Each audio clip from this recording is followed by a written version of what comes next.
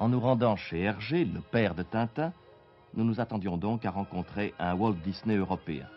Un businessman très riche, très occupé, très sûr de lui.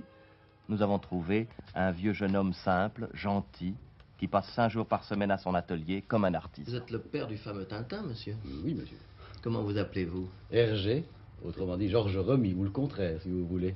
Remy Georges dit Hergé. Les initiales Hergé, Remy Georges, Hergé. Et votre âge? 53 ans. Et celui de Tintin? Ah, lui, il a 2 âges très différents.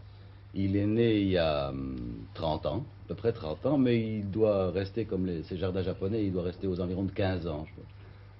Comment est-ce qu'il est né?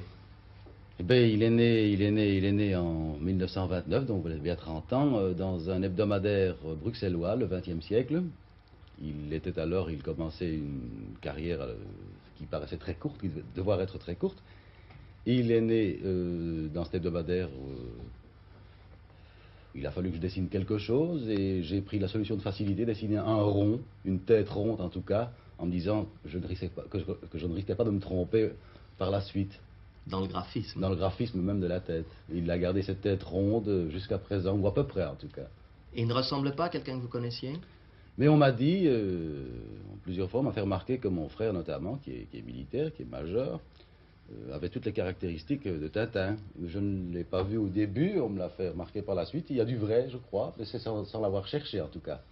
Comment est-ce qu'il a débuté, Tintin, dans la vie? Quelles ont été ses premières aventures? Ses premières aventures se sont déroulées en Russie, en URSS.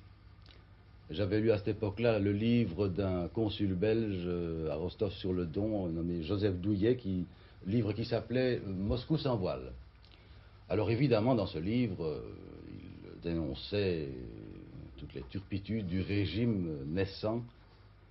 Et je m'en suis inspiré, c'était dans un journal catholique à ce moment-là, et j'ai mangé du bolchevique à chaque semaine grâce à Tintin.